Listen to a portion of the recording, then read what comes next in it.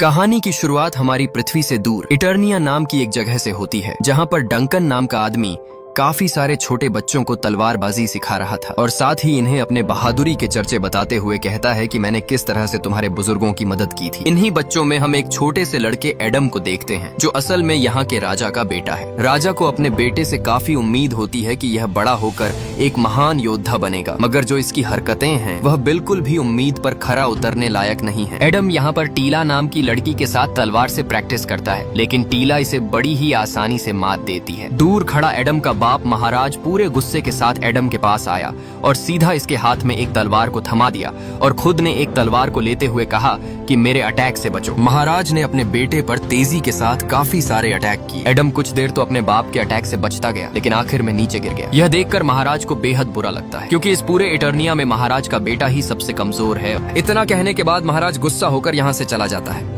बेचारा एडम परेशान होकर शाम के वक्त एक जगह पर खड़ा होता है। इसी वक्त इसके पास टीला भी आ जाती है। एडम इसे कहता है कि मुझे कुछ वक्त के लिए अकेला छोड़ दो, मगर इसी वक्त इटर्निया के ऊपर अचानक से काफी सारे हमले होने लगे।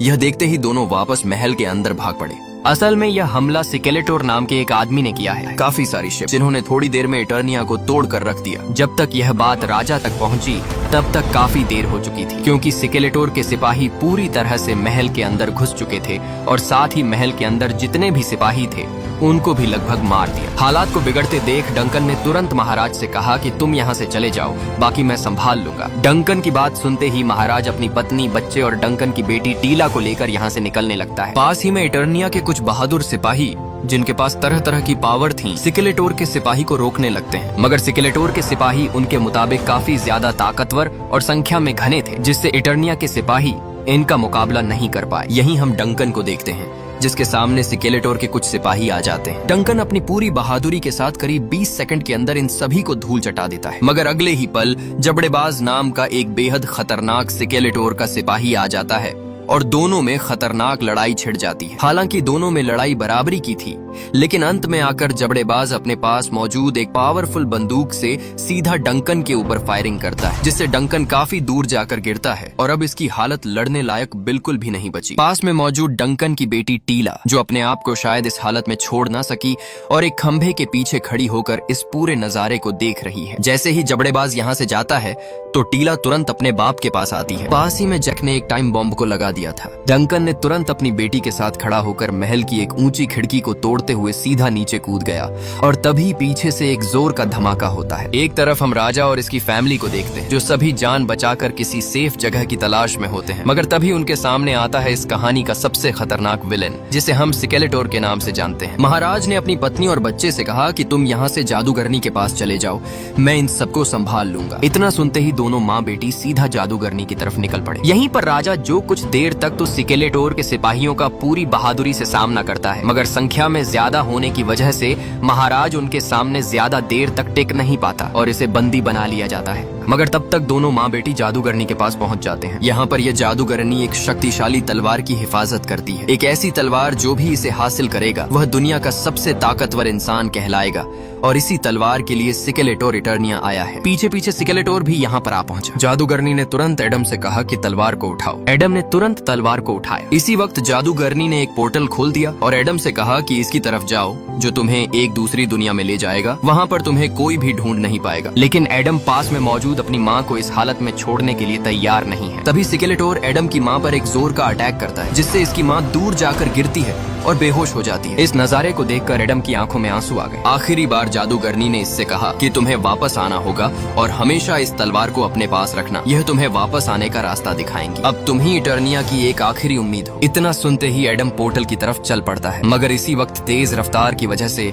एडम से इसकी तलवार छूट जाती है और एडम खुद पृथ्वी पर आकर एक नदी में गिरता है और इसकी तलवार इससे काफी दूर जाकर गिरती है। अब हमें करीब 15 साल बाद का टाइम दिखाया जाता है, जहाँ पर एडम बड़ा हो चुका है और एक रेस्टोरेंट में लड़की के साथ डेट पर आया हुआ है। जैसे ही लड़की इससे इसके बारे में पूछती है तो एडम बिना सोचे समझे इसे अपनी दुनिया के बारे में बताता है कि मैं पृथ्वी से दूर एक अलग दुनिया से आया हूँ। इसकी ऐसी सी बातें सुनकर सामने बैठी लड़की को बेहद अजीब लगता है और इससे डरने लगती है और चुपचाप एडम के पास से खड़ी होकर निकल जाती है। बेचारा उदास होकर एडम वापस अपने कमरे पर आता है, जहाँ पर इसका दोस्त इसके इसके उदास चेहरे को देखकर ही पहचान लेता है कि आज फिर से इसे एक लड़की ने रिजेक्ट कर दिया है। इसका दोस्त इसे कहता है कि तुम बेवकूफ हो जो लोगों को अपने बारे में फालतू की बातें बताते हो। अरे उनसे सिर्फ इतना कह दो कि मेरे मॉम डैड एक एक्सीडेंट में मर चुके हैं, इससे उनको भी लगेगा कि हाँ बंदा सच बोल रहा है। मगर एडम ने कभी झूठ बोलना नहीं सीखा था। एडम नहीं चाहता कि मैं किसी लड़की को एक झूठी कहानी सुनाकर उसे अपने प्यार में फंसाऊं। इसके बाद एडम अपने कमरे जाकर कुछ तस्वीरें देखने लगता है जिनमें उनके मॉम डैड और बीच में खुद मौजूद होता है। एडम हर रोज अपने इटर्निया को याद और साथ ही उसमें रहने वाले लोगों को बहुत ज्यादा मिस करता है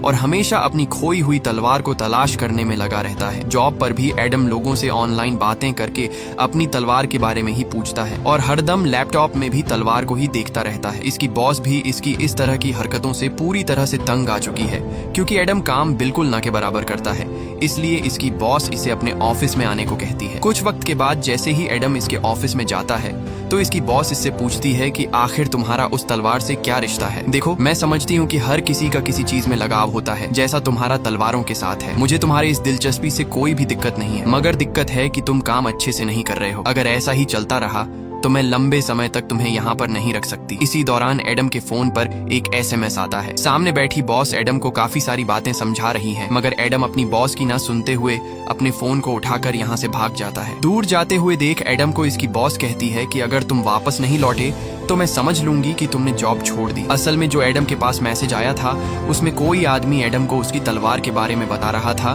जिसके बदले वह आदमी एडम से करीब $300 की मांग कर रहा था। कुछ वक्त के बाद जैसे ही एडम उस जगह पर पहुंचा तो लोगों से पूछने लगा कि क्या वह मैसेज तुमने किया था। करीब 3 से 4 लोगों से पूछने के बाद भी सभी से मना कर देते हैं कि हमने तुम्हें मैसेज नहीं किया था। मगर इसी वक्त एक गोल मटोल सा आदमी एडम से कहता है कि बेवकूफ, तुम सभी से क्यों पूछ रहे हो, वह मैसेज मैंने तुम्हें किया था।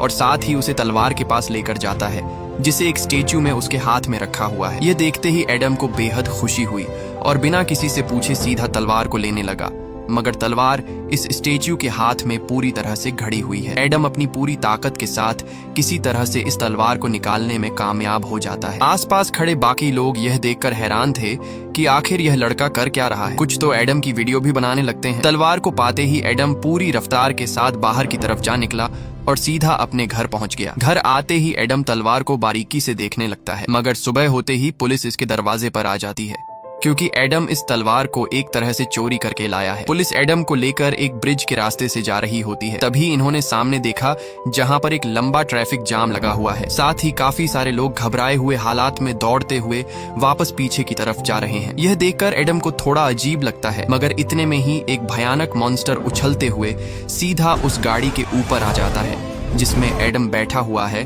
और एक खिड़की को तोड़कर किसी तरह से बाहर निकल जाता है। लेकिन यह मॉन्स्टर एडम को जल्द ही फिर से पकड़ लेता है और इसे मारने ही वाला होता है कि तभी यहाँ पर एडम की बचपन की दोस्त टीला आ जाती है और इस मॉन्स्टर को थोड़ी ही देर में दूर फेंक देती है और अब एडम से पूछती है कि क्या तुम ठीक हो। एडम अभी तक टीला को पहचानने में थोड़ा बेबस है, मगर टीला कहती है कि मैं तुम्हारी बचपन की दोस्त हूँ, क्या तुम मुझे भूल गए, मेरा नाम टीला है। इतना सुनते ही एडम को इसे पहचानने में पूरी तरह से आसानी हो गई। मगर इसी वक्त वह मॉन्स्टर तेजी के साथ टीला के ऊपर हमला कर देता है, लेकिन टीला एक बार फिर से मॉन्स्टर को दूर फेंक देती है और फिर से एडम के पास आ जाती है। एडम को अभी तक ये समझ नहीं आया कि आखिर यह राक्षस हमारे पीछे क्यों पड़ा है। टीला बताती है कि वह हमारे पीछे नहीं बल्कि इस तलवार के पीछे पड़ा हुआ है, क्योंकि जब तुमने इसे छुआ था तो पूरे ब्रह्मांड में इस बात का संकेत मिल गया कि उस तलवार को राजा के बेटे ने हासिल कर ली है। किसी तरह से भागते हुए दोनों एक स्पेसशिप के अंदर चले जाते हैं। आसपास खड़े शहर के लोग इस अनोखे मंजर की वीडियो बनाने लगते हैं। पीछे पीछे वह राक्षस भी दौड़ते हुए आ रहा है,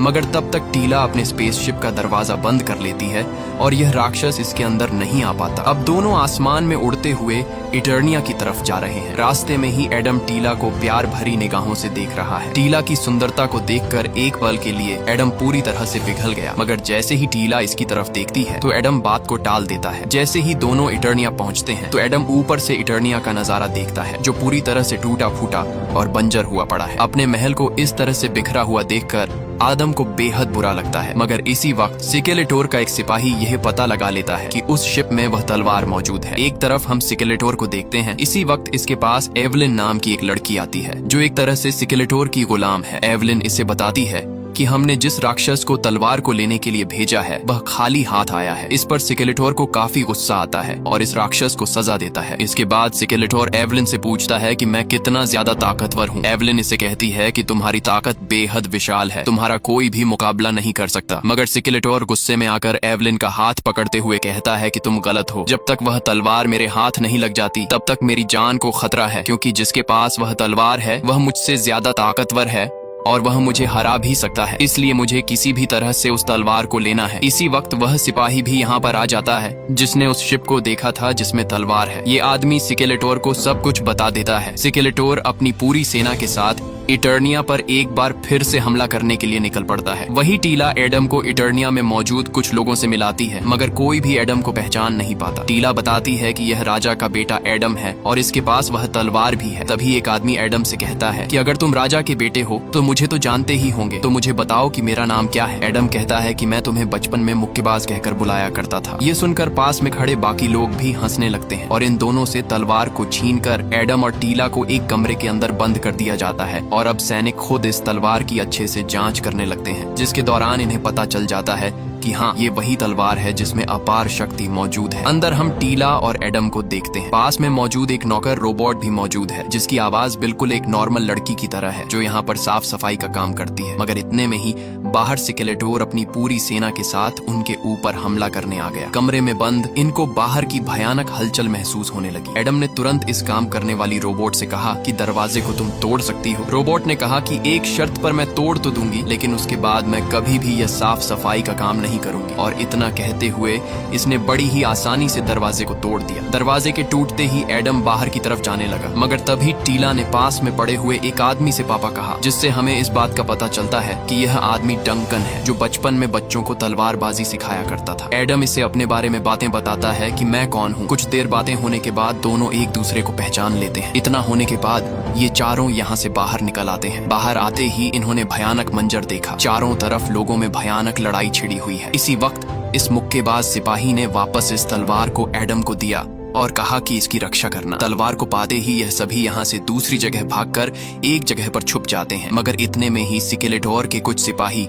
बिल्कुल उनके सामने आ जाते हैं। एडम टीला से कहता है कि मैं इनसे बातें करके आता हूँ, मगर टीला कहती है कि बातें करने का कोई फायदा नहीं है, वह खतरनाक लोग हैं, वह तुम्हें मार देंगे। लेकिन एडम, जिसे लगता है कि जैसा पृथ्वी पर होता है ऐसा ही जहाँ पर भी हो सकता है, मैं इससे कुछ देर बातें करूंगा तो शायद ये बात को मान जाएंगे। एडम चुपचाप सीधा अपने दुश्मनों की तरफ जाने लगता है और बातचीत करते हुए कहता है कि हमें बैठकर बातें करनी चाहिए, क्योंकि बातें करने से हर समस्या का समाधान निकल जाता है।